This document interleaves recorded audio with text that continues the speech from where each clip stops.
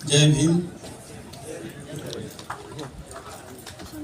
सभी मंचासीन आज के प्रबुद्ध जन, जिसमें हमारे माननीय कुलपति जी उपस्थित हैं।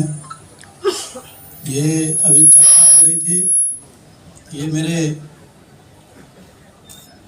विश्वविद्यालय IIT रुड़की के डायरेक्टर भी रहे हैं, तो एक तरीके से मेरे गुरुजन हो गए। इस कार्यक्रम में विशिष्ट अतिथि SN संखवार साहब,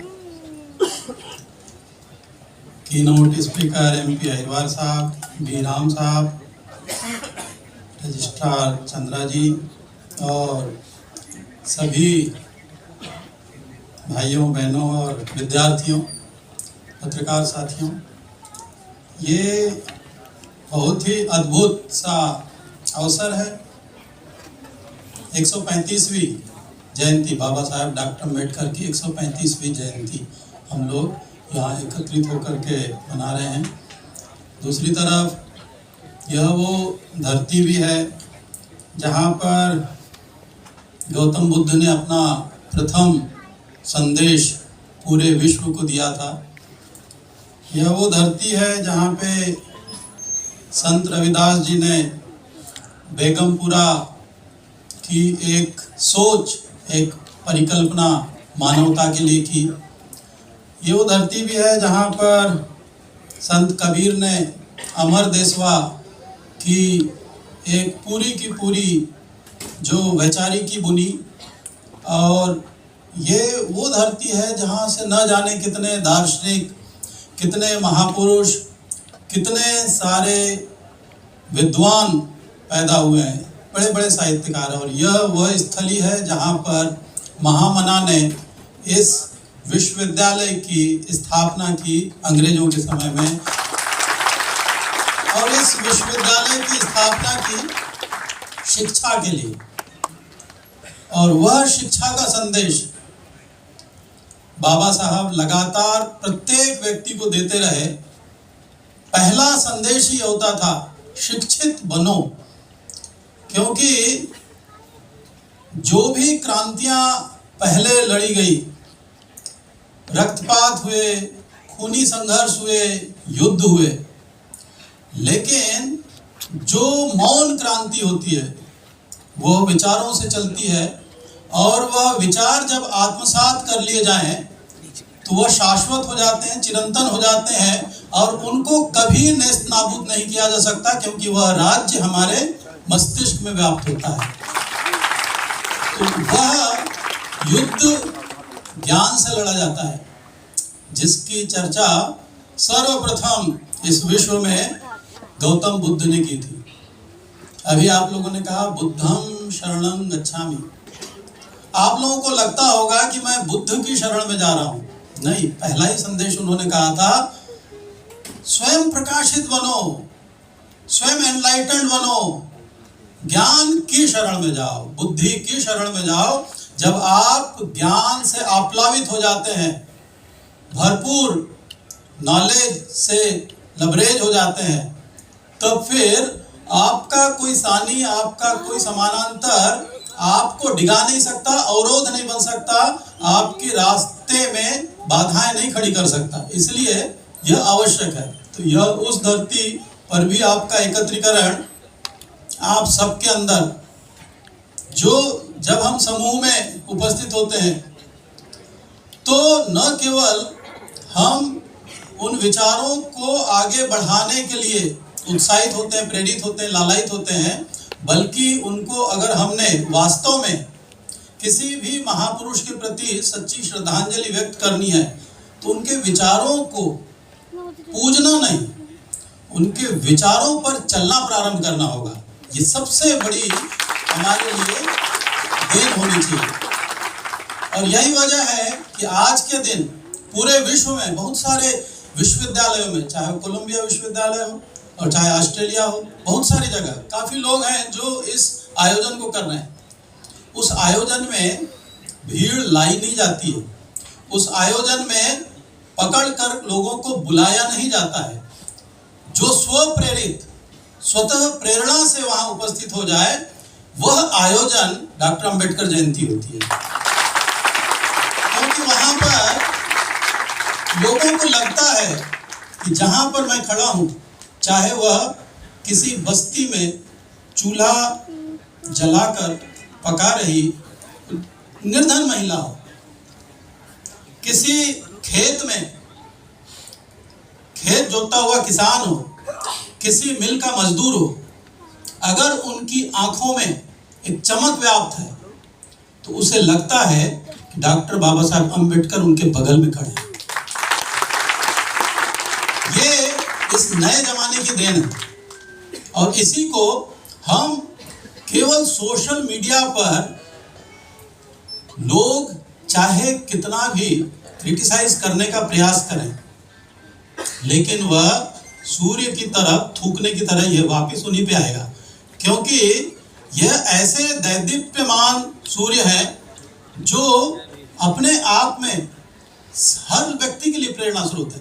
कोई इसे दायरे में न बांधे, कोई इसे कंपार्टमेंटलाइज न करे, किसी भी जगह पर हो। और यही वजह है कि बहुत सारे लेखकों ने जो अलग अलग समय में उनको कंपेयर किया है, मैं बता देता हूं कि उनको कहा गया कि जैसी लिटरेरी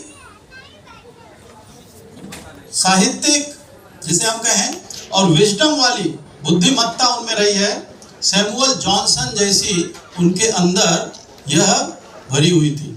उसी तरीके से रिफॉर्मिस्ट करेज, जिसके लिए विद्वानों ने लिखा कि मार्टिन लूथर किंग जैसा उनके अंदर यह रिफॉर्मिस्ट करेज हुआ करती थी। वही वोल्टेयर जैसी फियरलेस ट्रूथ, यानी किसी भी सत्य के साथ में आगे बढ़ने की अगर क्षमता हो सकती है, बोलने की, भीड़ में बोलने की। आप समझ सकते हैं कि ऐसे समय में जहां पर कोई बोल ले, ये बहुत बड़े साहस की बात थी, तो विरोध करना तो एक बहुत बड़े दुस्साहस की बात होगी।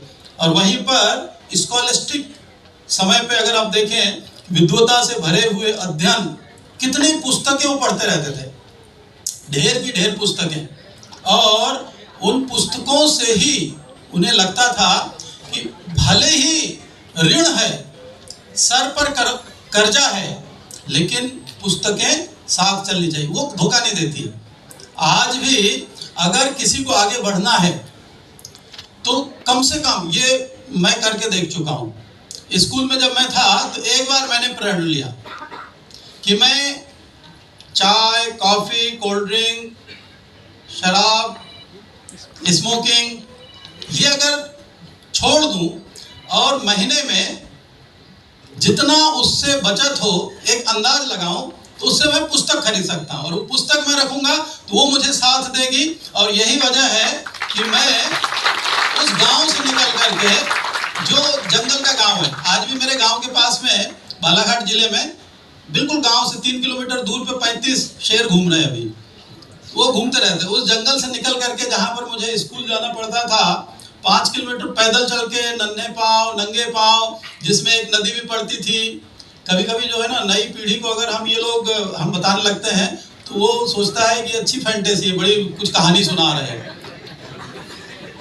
तो वो ऐसा कैसे होता है? इतनी बढ़िया सड़कें वो देख चुका है, इतने बढ़िया गांव में बिजली देख चुके हैं। हमारे गांव में वास्तव में बिजली नहीं थी, वो ढिबरी कहते थे हम उसको, जो चिंदी लगा के एक शीशी होती थी, उसमें फंसा करके मिट्टी का तेल डाल करके, और वो घूमती रहती थी उसकी लौ, और बार बार धुआं जो है आंख की तरफ आ जाता था। आदमी सोने की कोशिश करता था, धुआं आएगा तो सोएगा। तो ऐसी स्थिति में भी पढ़ करके जैसे जैसे आदमी आगे बढ़ता है, लेकिन आपको मैं बता दूं, जो पुस्तक 6ठी क्लास में मैंने पढ़ी, वो बाबा साहेब का जीवन संघर्ष, ललई प्रसाद यादव जी की लिखी हुई, और वो पुस्तक पढ़ करके मुझे अलग सी चेतना का एहसास हुआ। अलग सा एक अंदर जैसे होता है, रोमांच आ जाता है, साहस आ जाता है, आत्मविश्वास आ जाता है, और फिर लगता है कि हम भी कुछ कर सकते हैं। कोई भी व्यक्ति, ये केवल बताने की बात नहीं है, इसको महसूस करने की बात है। कोई भी व्यक्ति जब उसको लगे कि वह हताश हो रहा है, लोग साथ छोड़ रहे हैं, कोई उसके साथ नहीं है। ऐसे समय में प्रेरणा स्रोत, प्रकाश स्तंभ के तौर पर अगर वो बाबा साहेब की पुस्तकें पढ़ ले, उनके जीवन दर्शन को समझ ले और उनके विचारों को अपने साथ में ले ले, तो उसके अंदर यह आत्मविश्वास, जीवटता और साहस उत्पन्न हो ही जाएगा। इसका और कोई जो है उपाय नहीं है। ये धीरे धीरे करके हमको करके देखने की जरूरत है। मैं बहुत ज्यादा समय नहीं लूंगा क्योंकि कुलपति जी को अभी दिल्ली प्रस्थान करना है, तो इसीलिए, क्योंकि होता क्या है ना, बहुत सारे लोग अभी बोल गए हैं। अहिरवार साहब बहुत सारी चीजें बताए। एक छोटा सा किस्सा मैं ऐसे बताऊं कि मुल्ला नसरुद्दीन को एक बार बुलाया गया कि भाई आपसे हम भाषण दिलवाएंगे, और मुल्ला नसरुद्दीन आना नहीं चाहते थे भाषण देने के लिए। उन्होंने कहा ठीक है मैं आ जाऊंगा।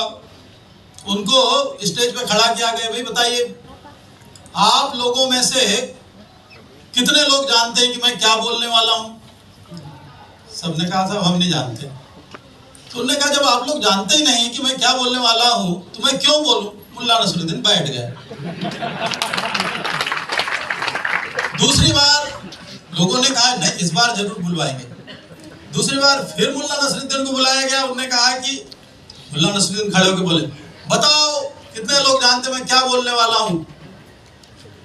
कहे साहब सब जानते हैं। क्या बोल रहे हो? कहे जब सब जानते हो मैं क्या बोलने वाला हूं तो बैठ गए, मैं बोलना नहीं। अगली बार लोगों ने ये उपाय किया कि यार इस बार थोड़ा सा नई ट्रिक की जाए। फिर मुल्ला नसरुद्दीन कहे कि भाई बताओ कितने लोग जानते हैं मैं क्या बोलने वाला हूं? तो आधी भीड़ ने कहा कि साहब हम जानते हैं। तो कहे कि आधी भीड़ जो जानती वो आधी को बताते जो नहीं जानते हैं मैं क्या बोलने वाला हूं, तो कहिए मेरा काम हो जाएगा। तो मुख्य रूप से बाबा साहेब पे अगर आपको पढ़ना है, गूगल भरा पड़ा है, इंटरनेट भरा पड़ा है, साहित्य बहुत सारा है। मैं उस पर न जा करके केवल 2-3 पॉइंट्स मैं कहना चाहता हूं कि मुख्य रूप से यह वो समय है जहां हम इंफॉर्मेशन से भरे हुए हैं, जिसको कहते हैं इंफॉर्मेशन डायरिया हो रहा है। अब तो छांटना पड़ता है कि भाई कौन सी चीज डाइजेस्ट करें और कौन सी चीज ना करें। वास्तव में वो करने की आवश्यकता है। नंबर 2, कोई भी ध्येय अगर आप बनाना चाहते हैं बस उस ध्येय के ऊपर टिके रहिए। आप चाहे दाएं बाएं आपको बहुत सारी परिस्थितियां डिगाने की कोशिश करेगी, बिल्कुल उसके विपरीत आप लगातार चलें तो जैसे गौतम बुद्ध ने कहा था, जैसा आप सोचते हैं वैसा आप बन जाते हैं। माइंड का पावर, ये इतना बड़ा पावर है जिसको द सीक्रेट में रोंडा बर्न ने भी लिखा।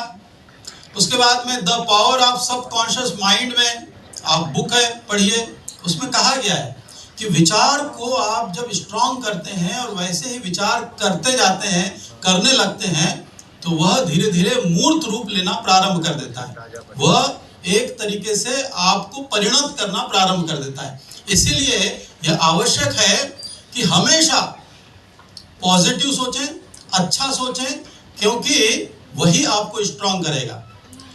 भीड़, क्योंकि अक्सर लगता है लोग सब कर रहे हैं इसलिए हम करें, नहीं।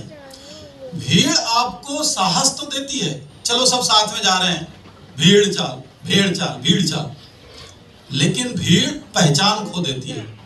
आपकी पहचान तभी बनेगी जब आप अंदर से अपने आप को पोटेंशियल अपना जाने, अपना पोटेंशियल समझ करके कि मुझे क्या करना है, ये आप ठान लें, सोच लें। चाहे किसी जगह पर जाएं, किसी के कहने से नहीं, तो आप वो बन जाएंगे।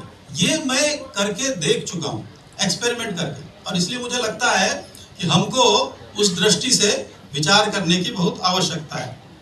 दूसरी ओर, अक्सर समाज में हम जब रहते हैं तो बहुत ज़्यादा कंपैरिजन करते रहते हैं। माँ बाप कंपैरिजन करेंगे, बच्चे कंपैरिजन करेंगे। कंपैरिजन करना आप छोड़ देना चाहिए, क्योंकि कोई भी व्यक्ति अगर सुखी रहना चाहता है तो यह मानते हुए चलना चाहिए कि सभी चीज़ों से, सब जगह से कंपैरिजन करना उसके मानसिक स्थिति के लिए सही नहीं है। अगर सकारात्मक सोच सकते हैं तो वो करना चाहिए। और विद्यार्थी चूंकि यहाँ पे बहुत है, इसलिए मैं उनसे कहना चाहूँगा कि ध्यान करें, मेडिटेशन करें, विपस्सना ध्यान।